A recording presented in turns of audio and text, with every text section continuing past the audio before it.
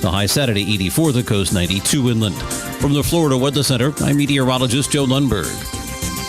Broadcasting from the Paddock Mall Studios, this is WOCA, Ocala, Gainesville, The Villages, 1370 AM, 96.3 FM, The Source.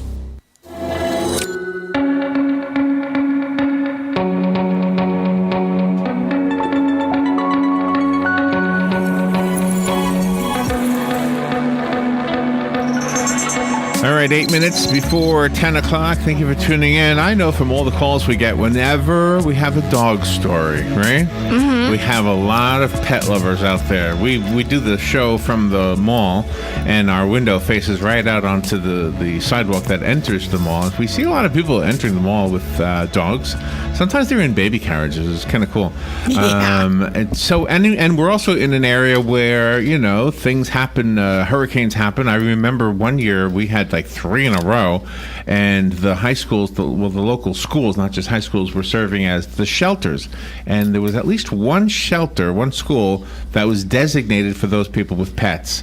And all I thought was, oh my gosh, I don't care if I have one or not, I'm going there. Yeah.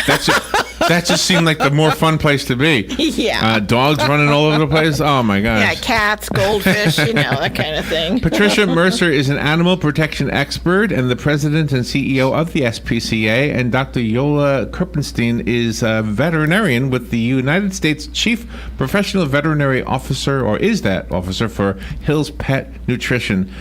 Today, the 12th is National Animal Disaster Preparedness Day. Good morning, Patricia Mercer and Dr. Kerpenstein. Good morning to both of you. Good morning. Good morning. Where are you? Where are you guys calling from? We are at the Houston SPCA today. Houston. Yeah. All right. Beautiful Houston, beautiful new facility. It's wonderful here. And now that's a city that had its share of problems from natural disasters, didn't they? Just about 8 months ago, Hurricane Harvey. Yeah. So we feel your pain when it comes to hurricanes. Yeah, and it's not always pain, but it's sometimes just to be prepared. And I don't know what other things people would do if they especially live in a mobile home or something like that. Yeah, that's exactly it. I think we never know exactly when disasters will strike. So the best thing to have is a plan and be prepared for these disasters. And that's why Hills reaches out to local shelters to educate people about being prepared. And a couple of very simple steps that you can take. First is proper identification. So be sure that your pet is microchipped. Microchip is a little chip that the veterinarians put under the skin, and you can scan all that information out of that chip. The alternative is a collar with a very strong ID tag with all the information on that. And then if you talk about information, that information needs to be accurate because you don't want them to call your old telephone number. Last but not least, I normally carry a picture of my pet in my wallet. So if my pet decides to run away or during disasters, I can show people what my pet looks like. And like we said before, I think it's really important to have an emergency kit ready. Yeah, absolutely. Do you see some people who have animals that just would not be appropriate in like a school that's serving as a shelter? Like, I don't know what might be an example. Maybe an alligator pet. I don't know. I mean, are there some people that need special, or a ferret or something? Yeah, something that might not necessarily work in that environment.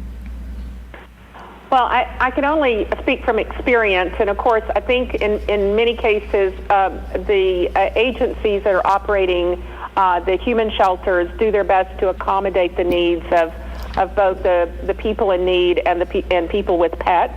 I think what you'll find in most pet shelters, though, are dogs and cats. Yeah.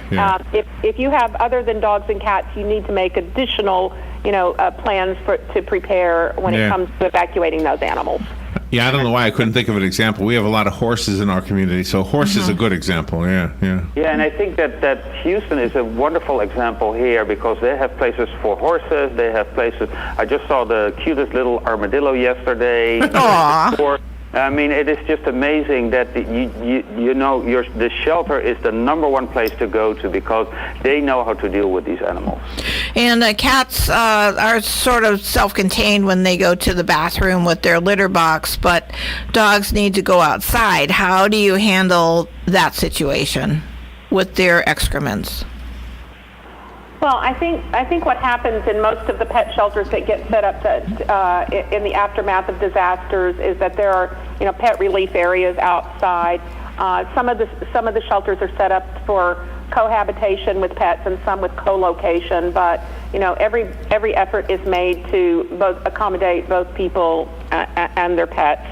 And so, our message today as we approach hurricane season in just a couple of weeks is that, we all need to be prepared, whether we will be taking an animal to an evacuation shelter or leaving town, in the event of a hurricane evacuation.